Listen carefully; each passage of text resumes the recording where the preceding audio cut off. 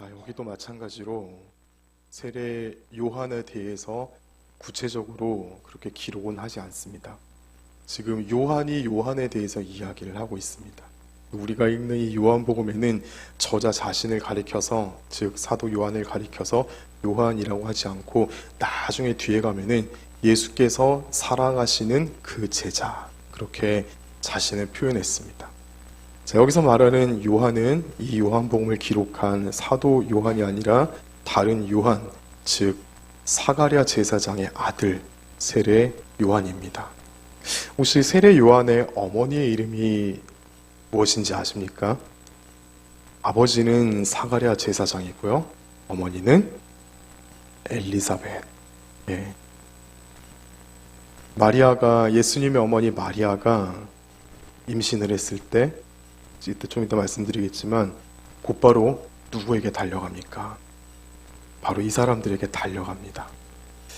자, 그만큼 친한 그런 사이였죠. 자, 조금 이제 다시 요한으로 좀 돌아와서요. 요한이 예수님을 만나서 예수님에 대해서 증언을 합니다. 자, 그런데 이 요한복음에는 세례 요한이라는 사람이 그동안에 어떻게 준비가 되어져 있었고, 어느 집안 출신이며, 그리고 그가 어떻게 제사장임과 동시에 선지자의 역할을 준비할 수 있도록 그 과거가 어떠했는지에 대해서는 전혀 기록이 되어 있지 않습니다. 바로 요한이 딱 등장을 하고 요한과 예수님의 만남을 통해서 요한이 예수님에 대해서 무엇이라고 말했는지, 그리고 그 의미에 대해서 생각하게끔 만들어줍니다. 요한복음의 특징이 뭐라고 했습니까? 공간복음에는 없는 것들을 보충 설명해주는 책이다 라고 그렇게 설명을 드렸습니다. 이렇게 생각하면 좋을 것 같아요. 공과복음이 아니라 공간복음, 마태, 마가, 누가복음이 교과서라면 요한복음은 그 교과서에 있는 내용과 문제들을 풀이해주고 설명해주는 그런 해설집이다라고 그렇게 좀 유비를 들어서 말씀을 드릴 수가 있겠습니다. 자, 이렇게 요한이 갑자기 딱 등장을 해가지고 예수님과의 만남을 이렇게 딱 만들어 놓습니다. 자, 요한이 예수님을 어떻게 알아볼 수 있었을까요? 그리고 요한은 정말 예수님과 처음 만나는 사이였을까요? 제가 좀 전에 말씀드렸죠. 예수님의 어머니 마리아가 예수님을 뱃속에 가지자마자, 자, 어머니 마리아는 예수님을 가지는 것이 굉장히 위험한 상황이었습니다. 자칫하면 돌에 맞아 죽을 수 있는, 다른 말로 하면요, 돌에 맞아 죽어야 되는 상황입니다. 왜냐? 요즘은 우리나라가 약혼이라는 제도를 잘 하지 않습니다. 그냥 바로 결혼에 들어가죠. 근데 저희 부모님을 제가 기억하기로 약혼식을 하고 결혼식을 하셨던 걸로 그렇게 기억을 합니다. 옛날 이스라엘도 그랬습니다. 결혼하기 전에 약혼이 아니라 정혼이라고 합니다. 결혼을 결정했다. 이제 다른 데 못 갑니다. 그런데 결혼을 딱 결정하고 나서 금방 결혼식을 하지 않고 반드시 10달, 10개월 이상 기간을 둔 다음에 그 다음에 결혼식을 합니다. 기다리게 만듭니다. 신랑과 신부가 한 가정을 이루기 위해서, 결혼을 하기 위해서 몸과 마음과 여러 가지를 준비하는 과정을 두는 겁니다. 자, 이때 만약에 두 사람 중에 한 사람이라도 결혼을 약속을 했는데 외도를 하게 되면 어떻게 됩니까? 10달 이상의 기간을 둔다고 했잖아요. 10달이면은 아이가 생기고 태어나는 기간입니다. 반드시 드러나게 되어 있습니다. 남자의 경우도 큰 명예의 손실을 입지만, 그러나 만약에 여성의 경우에 이렇게 다른 좀 나쁜 행동을 해서 그렇게 됐다 하면은 이 여성은 돌에 맞아 죽어야 합니다. 그 문화가 그랬습니다. 명예살인이라고 들어보셨습니까? 중동 지방에서 지금도 남아있는 그런 관습인데, 그 사람들에게 가장 중요한 것은 나와 우리 가족의 명예입니다. 그 명예를 해치는 사람은 내 가족이랄지라도 최소 다시는 돌아오지 못할 곳으로 쫓아내야 되고, 심한 경우에는 가족들이 먼저 이렇게 돌로 쳐서 죽여야 됩니다. 그렇지 않으면은 그 가족의 명예가 완전히 땅에 떨어져서 어느 누구도 더 이상 사회생활을 할 수가 없습니다. 사돈의 팔촌까지 다 그렇게 묶여있기 때문에. 그래서 마리아가 굉장히 위험한 상황에 처한 겁니다. 자기 가족들에게도 얘기하기가 두렵고 어느 누구도 찾아갈 수 없어서 그가 선택한 것이 사가랴 제사장이었습니다. 이 두 가정은 친척 관계였습니다. 자, 그런데 누가복음 1장에 보면은 이렇게 기록이 되어 있습니다. 우리 한번 같이 한번 읽어보실까요? 시작. 이때 마리아가 일어나 빨리 산골로 가서 유대 한 동네에 이르러 엘리사벳이 마리아가 문안함을 들으매 아이가 복중에서 뛰노는지라. 엘리사벳이 성령의 충만함을 받아 큰 소리로 불러 이르되 여자 중에 네가 복이 있으며 내 태중의 아이도 복이 있도다. 누가복음 1장 39절부터 42절에 이렇게 기록이 되어 있습니다. 자, 성령의 충만함을 받아 세례 요한이 어머니 엘리자벳의 뱃속에 있을 때 마리아가 들어오자 마리아의 태중에는 지금 누가 있습니까? 예수님이 있습니다. 성령의 충만함을 받아 세상에 태어나지도 않는 아기가 태어나서 돌도 지나지 않았는데, 그런데 누군가를 알아본다고 하면 그것도 놀라운데, 태어나기도 전에 복중에 있는 이 요한이라는 아이가 자기보다도 더 어린 아마 마리아의 뱃속에 있었던 예수님은 지금으로 치면은 의료 장비로 사진을 찍어 봤을 때 사람의 형상을 다 가지고 있지도 않았을 겁니다. 정말 그 수정이 된 지 얼마 되지 않은 그런 완전 태아 중에 태아였을 겁니다. 그 예수님을 알아보고 복중에서 어머니 엘리사벳이 태동을 느낄 정도로 복중에서 뛰어놀았습니다. 자, 이것이 예수님과 세례 요한의 첫 번째 만남입니다. 이 만남에서 무엇이 느껴집니까? 이 만남을 통해서 하나님께서 무엇을 보여주고 있습니까? 앞으로 이 뱃속에 있는 요한이 예수님을 알려주고 예수님을 세상에 드러낼 수 있는, 예수님이 누구인지를 정확하게 말해줄 수 있는 바로 그 단 한 사람이다라는 것을 보여주는 겁니다. 자, 우리 지난 시간에 요한에 대해서 잠깐 이야기를 들었죠. 바리새인들이 왜 예루살렘에서 사람을 보내서 세례 요한을 향해서 너 왜 세례를 주느냐? 너 뭐 하고 있냐? 너 누구냐? 이렇게 물어봤다고 했었죠. 세례 요한이 세례를 주는 것은 정상이었다고 했습니다. 근데 사람들이 와서 너 왜 세례를 주느냐 물어봤다고 했었죠. 세례 요한은 직분적으로는 무엇이었습니까? 제사장이었습니다. 그리고 말라기서 기억나시죠? 말라기서에 기록된 대로 앞으로 오실 왕에게 기름을 부을 하나님께서 다시 보내신 선지자 엘리야라고 했습니다. 자, 요한은 제사장과 동시에 선지자입니다. 자, 요한이 가장 잘하고 가장 중요하게 해야 되는 일은 세례를 주는 일이죠. 자, 요한은 그 당시 사람들에게, 유대인들에게 베푸는 약식의 세례가 아니라 유대인들도 완전히 물에 담궈버리는 침례를 줬다고 했습니다. 왜 그랬습니까? 예수님 앞으로 나오는 자, 죄의 문제에 있어서 철저히 해결되어라. 하나님의 백성으로 살려고 하거든랑 정말로 구별되어지고 성별되어진 존재가 되어야 한다. 죄를 회개하라. 그렇게 외쳤습니다. 자, 요한이 예수님을 보면서 첫 마디를 탁 던집니다. 요한의 마음속에, 요한의 머릿속에 성령께서 그의 눈을 열어주셔서 자기에게 다가오는 사람이 누구인지를 정확하게 깨닫고 알게 해주십니다. 자, 한번 읽어봅시다. 우리 읽었던 29절입니다. 시작. 이튿날 요한이 예수께서 자기에게 나오심을 보고 이르되 보라, 세상 죄를 지고 가는 하나님의 어린 양이로다. 정확히 알았습니다. 요한은 하나님의 무엇이라고 했습니까? 어린 양이로다. 그 당시 사람들이 양을 많이 키웠습니다. 양을 왜 키웠을까요? 오래오래 집안에서 행복하게 같이 살려고 키웠을까요? 죄송합니다마는 양을 왜 키웁니까? 죽이려고 키웁니다. 그렇죠.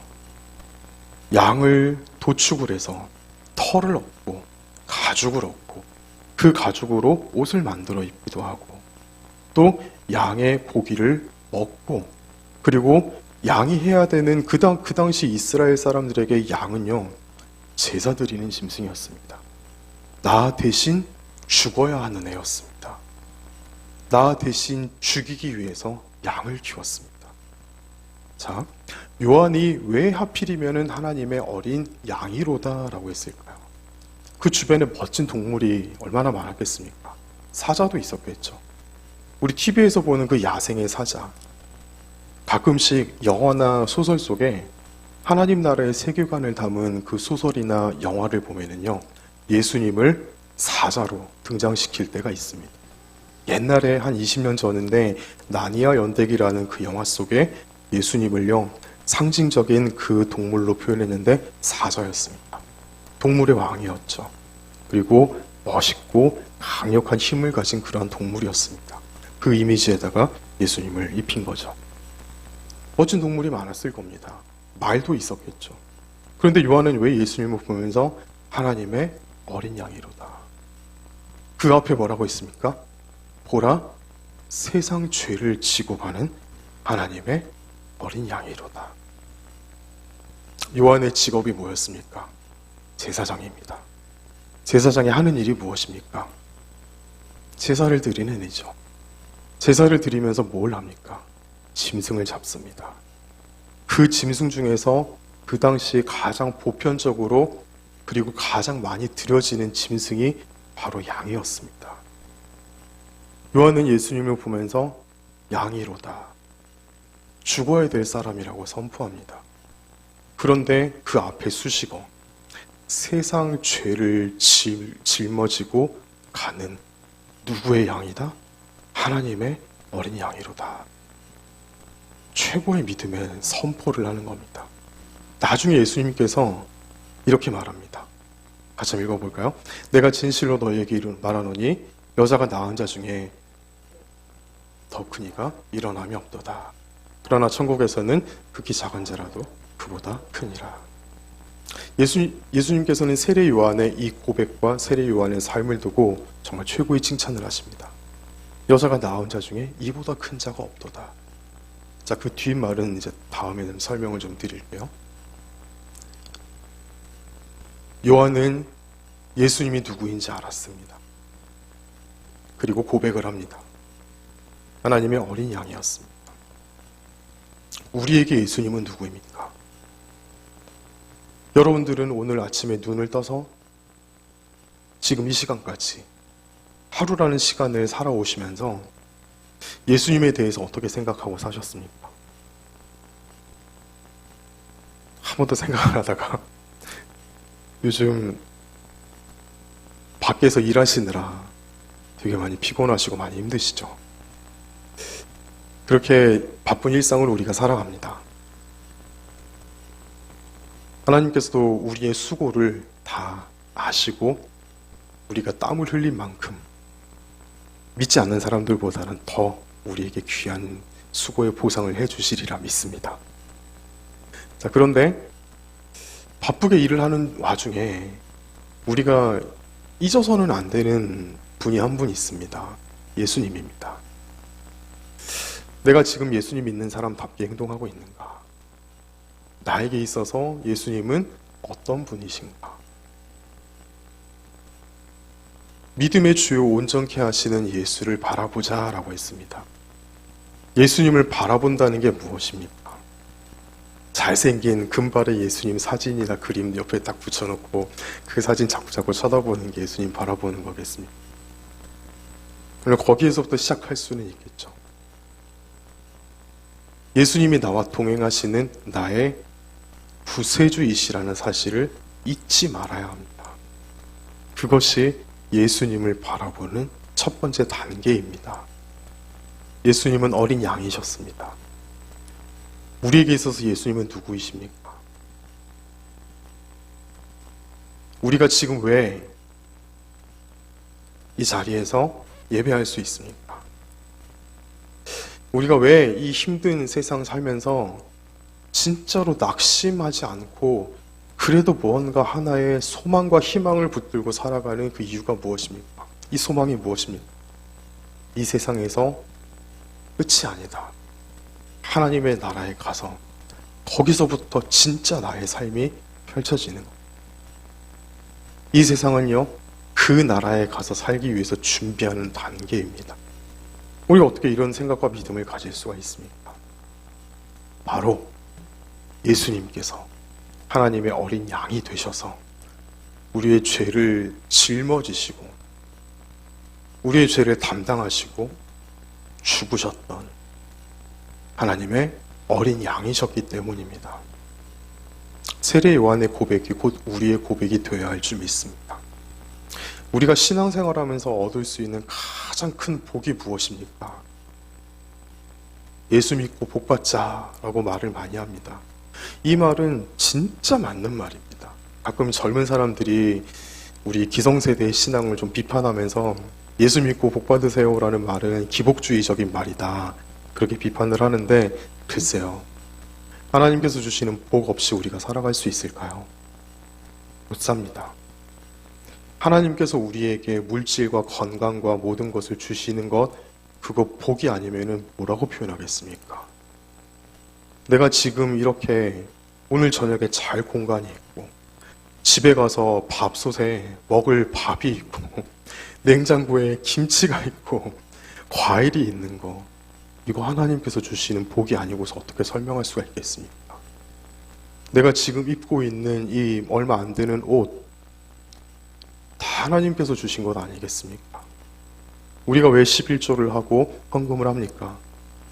내가 드리는 것은 내가 가진 것의 일부이지만, 그러나 내가 가진 모든 것은 다 하나님의 것입니다 라는 그 믿음의 고백이 우리 헌금이 아니겠습니까? 우리가 왜 이렇게 살아갑니까? 예수님께서 우리를 살려주셨기 때문입니다. 신앙생활하면서 가장 큰 유익과 복이 무엇입니까? 바로 내가 누리는 것뿐만 아니라, 내가 먹고 자고 입고 타는 거 다 그것뿐만 아니라, 내가 내 죄 때문에 죽지 않아도 된다는 겁니다. 만약에 내가 죽어서 갈 곳이 지옥이다 라고 딱 정해졌다는 선언을 여러분 들었다고 한번 생각해 보십시오. 이거 말하기도 무서운 말인데요, 얼마나 인생이 비참합니까? 얼마나 두렵습니까? 얼마나 무시무시합니까? 그 지옥에 가까워지면 가까워질수록 사람들 다 미쳐버릴 겁니다. 그 공포 때문에. 그런데 예수님께서는 우리를 거기에서 건져주셨습니다. 하나님께서 계시는 곳, 눈물이 없고 아픔이 없고 상처가 없고 마음의 질병도 없고 오직 하나님께서 완전하게 다스려 주시는 그 나라에 우리를 불러주셨고, 지금도 우리는 그 나라 속에 살고 있습니다. 얼마나 감사한 일입니까? 오늘 이 말씀을 보면서 요한의 고백이 우리의 고백이 되어야 할 줄 믿습니다. 하나님의 어린 양이로다. 내 죄를 짊어지시고 내 죄를 대신해서 죽어주신 예수님, 감사합니다. 이 고백이 날마다 우리의 마음 깊은 곳에, 우리의 입술과 우리의 손과 발을 통해서 흘러 넘치시기를 간절히 축복합니다. 자, 좀 전에 우리가 마태복음 11장 11절 말씀을 읽었죠. 여자가 낳은 자 중에 세례 요한보다 더 큰 이가 없느니라. 예수님께서 그렇게 칭찬하셨습니다. 예수님께서는요, 우리에게 원하는 것이 한 가지가 있습니다. 그게 뭐냐면, 우리에게 있어서 예수님이 진짜 누구인지를 우리가 고백하는 겁니다. 쉽게 말하면 이겁니다. 너 나 얼마나 생각하고 있어? 나에 대해서 얼마나 알고 있어? 나에 대해서 얼마나 관심을 가지고 있어? 이게 어떤 관계에서 나오는 말입니까?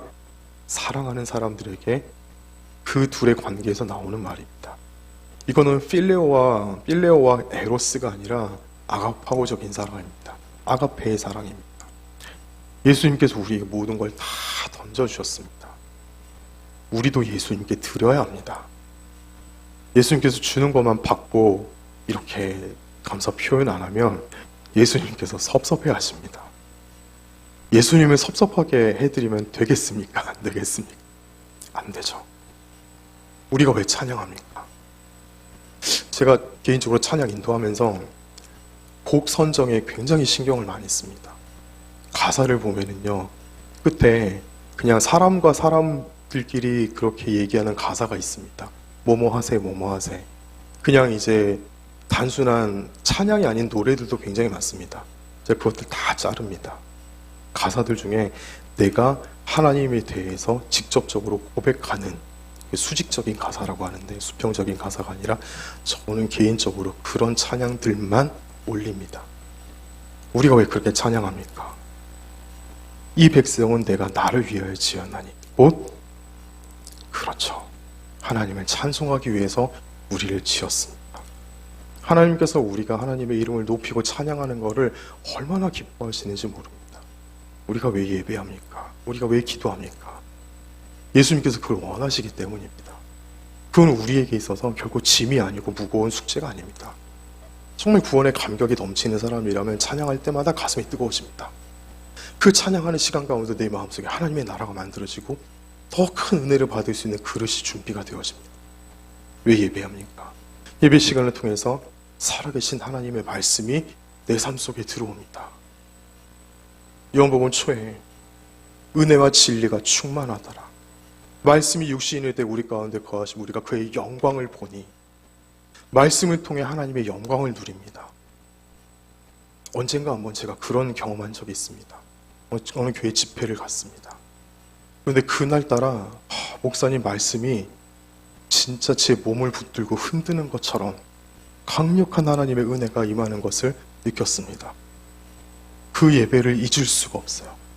그런데 그 예배가 끝나고 나서 거기 있는 모든 성도들이 박수를 치는 거예요. 저만 그랬던 게 아닌 것 같습니다. 다 은혜를 많이 받았나 봐요. 박수를 치는데 그 박수가 1분이 지나고 2분이 지나고 끊이지 않는 겁니다. 여러분, 그런 거 경험해 보셨습니까? 왜 그랬을까요? 말씀 가운데 하나님의 영광이 임재하는 것을 그 자리에 있는 모두가 다 체험을 했기 때문에, 이것은 설교를 잘한 그 목사님을 향한 박수가 아니라 이 시간 이곳 가운데 임재하신 하나님을 향한 박수였습니다. 잊혀지지가 않아요. 정말 앞으로도 어떻게 될지는 모르지만 제가 섬기는 교회 가운데 그러한 일들이 충만하게 일어나길 저는 개인적으로 간절히 소망합니다. 왜 우리가 하나님의 영광을 예배 시간을 통해서 체험할 수 있습니까? 예수님이 우리를 구원하신 구세주이기 때문입니다. 우리가 하나님께 누리는 모든 것이 어디에서 다 출발을 합니까? 딱 하나의 사실, 딱 하나의 진리, 예수님의 은혜로 말미암아 우리가 구원받은 사람이라는 것. 이 사실 잊지 맙시다. 이 정도 차원이 아니라 누리고 사십시다. 예수님께서 나를 구원하셨다는 이 진리를 누리고 사십시다. 드러내고 사십시다. 교회 안에서는 막 좋아서 어쩔 수 없을 만큼 그걸 드러내면서 기뻐 예배하고 기뻐 찬양하고 기도의 자리 가운데 더 열심으로 나와서 하나님 앞에 부르짖으며 이 어려운 우리의 삶을 뚫고 나갈 수 있는 힘을 하나님께 공급받읍시다. 한국 교회가 금요 철야, 금요 기도회가 점점 사라지고 있습니다. 큰일 났어요. 금요 철야와 금요 기도를 통해서 우리는 무엇을 하나님께 받을 수 있습니까? 바로 되어지는 능력입니다. 나와서 뜨겁게 부르짖고 기도하는 그 시간을 통해서 주일 오후 예배, 수요기도, 새벽기도에 나와서 기도하는 것도 중요하죠. 근데 금요철야는요, 정말 내 목이 쉴 정도로 하나님 앞에 뜨겁게 부르짖는 시간입니다. 그 시간을 통해서 우리 영이 다시 살아나고 하나님께 능력받고 정말 하나님 앞에 뜨겁게 간절히 집중해서 부르짖는 시간을 통해서 하나님께서 주시는 기도의 능력을 체험하는 시간입니다. 이것조차도 우리가 무엇을 통해서 누립니까? 예수님께서 우리를 구원해 주셨다는 그 진리, 거기에서부터 시작을 하는 겁니다. 누리며 살아야 됩니다. 금요철야도 더 많이 나와주시고 지금도 나오시는 분들 정말 피곤하고 어려운 가운데 최선을 다해서 하나님께 그 시간을 드리면서 나오는 줄 압니다. 피곤해도 저도 옛날에 그랬습니다. 금요철에 가야 되나 말아야 되나, 피곤한데 오늘만 좀 쉬면 안 되나, 그렇게 했는데 그걸 이기고 나오면은 달라요. 하나님께서 주시는 은혜가 분명히 있습니다. 자꾸 그 훈련이 되면은 이제는 예배 시간에 빠지면은 견딜 수가 없어요. 예배 시간에, 기도의 시간에 빠지면 나 이거 빠지면 안 되는데, 하나님께 기도해야 되는데, 이겁니다. 기도 안 하면 안 되는데 거기까지 가는 겁니다. 그거를 누리면서 사는 겁니다. 이 놀라운 하나님께서 주시는 풍성한 은혜를 다 누리고 사시는 여러분들 되시기를 축복합니다. 이 사실이 어디서부터 시작됩니까? 하나님의 어린 양이로다. 어린 양 대신 우리 예수님을 더욱더 찬양하고 예수님께 감사하고, 어찌 되었든 예수님의 말씀 잘 듣고 그 말씀대로만 살아가기로 거룩한 결단하시는 우리 모두가 되시기를 간절히 소원합니다. 자, 그 다음에 요한이 세례를 주는데 성령이 비둘기같이 내리는 것을 보고 그가 누구인지 요한이 다시 한번 정확히 알았습니다. 요한이 이전에 말하죠. 내가 그가 이전에는 누군지 몰랐으나. 앞서 아기 때 두 사람을 만났습니다. 근데 요한은 그 이후로 예수님을 만난 적이 없습니다. 지금 예수님 처음 보는 겁니다. 성인이 되고 나서. 근데 그 속에 있는 성령님의 역사로 말미암아, 그리고 요한의 눈에 눈이 열려 보였습니다. 성령이 비둘기같이 내리는 것이 보였습니다. 왜 하필 비둘기였을까요? 지금은 비둘기가 유해동물로 선정이 됐습니다. 이 비둘기가 날면서 파닥파닥파닥 하잖아요. 그때 비둘기 몸에 묻어있는 온갖 바이러스 세균들이 다 떨어진대요. 그래서 이제 큰 공원 같은데 비둘기에 몰려있으면 저 일부러 뺑 돌아갑니다. 그 유해한 바이러스가 내 몸에 떨어지는 게 싫어가지고. 근데 그 당시에, 예수님 살았을 그 당시에 사람이 길들일 수 있는 유일한 새가 비둘기였습니다. 비둘기는 크게 소리를 내지도 않고 사람들과 농작물을 공격하지도 않고 순하고 온유한 동물의 대명사였습니다. 자, 그리고 새 중에서 하나님께 제사를 드릴 수 있는 유일한 새가 무엇이었습니까? 비둘기였습니다. 그 사람들에게 있어서 비둘기는 온유와 평화, 순결의 상징이었습니다. 그래서 성령이 비둘기처럼 내리는 것이 그에게 보여졌던 겁니다. 성령을 체험하고 성령님을 모시고 살아가는 사람은 그 삶 가운데 성령의 하나의 모습이신 온유함과 평안의 모습이 나타납니다. 먼저 성령께서 그 사람의 삶 가운데 온유함의 복을 주시고 평안과 평화의 복을 주십니다. 성령의 사람이 누릴 수 있는 큰 복이 바로 이것입니다. 세상은 참 시끄럽습니다. 우리를 둘러싼 환경은 자꾸자꾸 거칠어져 갑니다. 너무너무 폭력적이 되어가고 자극적이 되어갑니다. 그러나 성령 안에서 사는 삶은 그 자극적이고 폭력적이고 복잡하고 시끄러운 것들이 우리의 삶을 무너뜨릴 수가 없습니다. 성령을 모시고 살아가는 사람은 그 삶의 영역이 하나님의 나라이기 때문입니다. 다시 말해, 성령을 모시고 살아가는 사람, 성령 충만을 바라고 성령 충만함을 받기 위해서 하나님 앞에 기도하고 자신의 삶을 늘 깨끗하게 다스리는 사람은 그 사람 가운데 하나님의 나라가 만들어지고 하나님께서 그 인생을 성령의 충만으로 채워주시고 하나님께서 지켜주시고 보호해 주십니다. 이 은혜와 복을 우리 모두가 풍성히 받아 누리시기를 간절히 축복합니다. 자, 예수님께서 세례를 받으실 때 성령이 임했습니다. 이제 마지막으로요, 이것만 한번 살펴봅시다. 자, 왜 그때 성령이 예수님께 임했을까요? 그 이전에는 예수님에게 성령님이 임하지 않았을까요? 그렇지 않습니다. 예수님이 어떻게 잉태되셨습니까? 성령으로 말미암아 잉태됐습니다. 그리고 예수님의 어린 시절, 성경에는 다 기록이 되어 있지 않지만 부분적으로 예수님의 삶을 부분적으로 하나하나 두 개의 성경 구절로 드러낸 것을 보았을 때 예수님은 분명 구별되어진 사람이었습니다. 어린 시절부터 성인이 되기까지 지금 공생애를 시작하러 나온 이 직전까지 예수님은 분명 구별된 사람이었고 성령으로 다스려진, 성령께서 임재하시고 성령께서 충만히 역사하시는 그 삶을 살아오셨습니다. 자, 그런데 왜 예수님께서 세례받는 순간 성령이 비둘기같이 임하는 것이 요한의 눈에 보였을까요? 왜 그것을 이 성경에 지금 기록해 놓으셨을까요? 앞으로 예수님의 삶은 어느 방향으로 흘러갑니까? 딱 하나입니다. 하나님의 뜻. 하나님의 택한 백성을 구원하시기 위하여서 예수님의 공생의 3년의 시간을 통하여서 하나님의 나라가 임할 때 우리의 삶에 어떤 일이 일어나는지를 보여주는 그것을 보여주기 위해서 하나님 나라의 진정한 왕이신 그분이 이 땅에 임했을 때 우리에게 찾아오셔서 우리와 동행하실 때 우리가 그분을 왕으로 모시고 살아갈 때 우리 인생 가운데 어떤 일이 일어나는지를 보여주기 위해서 그것이 하나님의 뜻이었습니다. 그 하나님의 뜻을 이루기 위해서 가장 중요하게 필요한 것이 무엇입니까? 바로 성령님의 임재요, 성령님의 능력이요, 성령님의 권능입니다.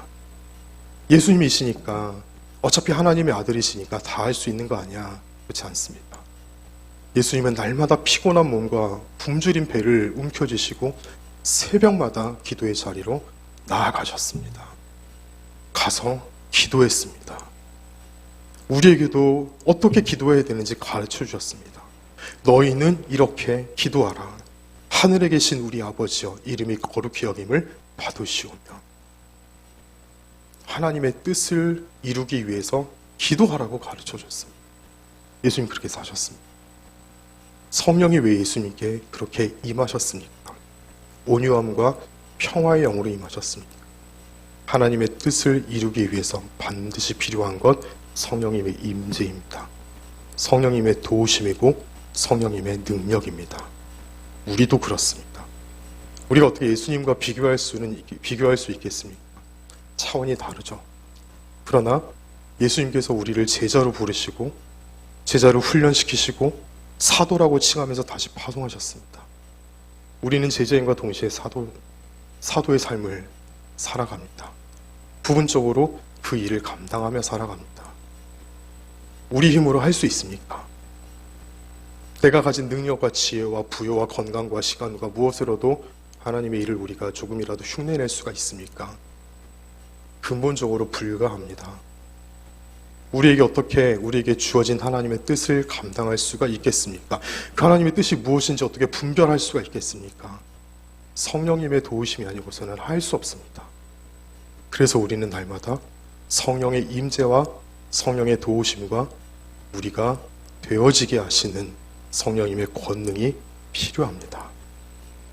성령님을 모시고 살아가야 합니다. 우리 날마다 기도할 때 이 기도 제목은 반드시 빠뜨리지 마시기 바랍니다. 성령님 나를 좀 도와주십시오. 하나님의 사람답게 살아갈 수 있도록 나의 부족하고 연약하고 더럽고 모난 부분들을 성령 하나님 깎아주시고 하나님이 쓰시기에 편한 사람이 될 수 있도록 나를 도와주시고 나는 능력 없으니 하나님의 뜻을 이룰 수 있도록 나를 도와주셔서 그 뜻이 무엇인지 분별하게 하시고 그 뜻을 이룰 수 있는 능력, 은사, 권능 나에게 주시옵소서. 그렇게 기도하시는 우리 모두가 되시기를 소원합니다. 이 기도는 하나님께서 정말 기뻐하시는 기도의 제목입니다. 그 기도할 때 그 기도 가운데 능력이 나타납니다. 그 기도가 우리 삶 가운데 먼저 세워질 때 우리의 삶의 모든 다른 문제들 하나님께서 다 조각조각 맞추어 주시고 하나님의 일을 잘할 수 있도록 우리를 하나님께서 도와주시고 채워주시는 은혜가 있을 줄 믿습니다. 멋진 삶은요, 내 인생의 필요를 채우기 위해서 아둥바둥하면 그것을 이루는 것이 멋진 삶이 아닙니다. 내 필요를 뛰어넘어 하나님의 뜻을 깨닫고 그 하나님의 일을 위해서 최선을 다해서 진력하는 것이 가장 멋진 삶입니다. 그 삶에 상급이 있습니다. 그 삶에 하나님의 칭찬이 있고 천국이 우리에게 더 풍성하게 부어질 줄 믿습니다. 말씀했습니다. 예수님은 우리의 어린 양이십니다. 우리가 할 수 있는 모든 것 다 여기에서부터 시작입니다. 예수님께 늘 감사하시며 더 깊은 감사로 주님께 나아가시는 우리 모두가 되시기를 간절히 소원합니다. 하나님의 뜻을 이루어 드리면서 사십시다. 하나님께서 기뻐하십니다. 그러기 위해서 성령의 충만함이 우리에게 있어야 되고 그 충만함 가운데 성령의 권능과 능력이 부어져야 합니다. 이 일을 위해서 오늘부터 새로운 기도 제목을 삼으시고 하나님 앞에 열심히 간구하시는 우리 모두가 되시기를 축복합니다. 어찌되었든 부족하지만 우리의 삶이 하나님의 나라로 세워지고 하나님께서 다스리시는 그 능력의 나라가 될 수 있도록 하나님께 더욱더 큰 은혜를 구하십시다. 하나님께서 반드시 우리의 기도의 제목 가운데 응답하실 줄 믿습니다.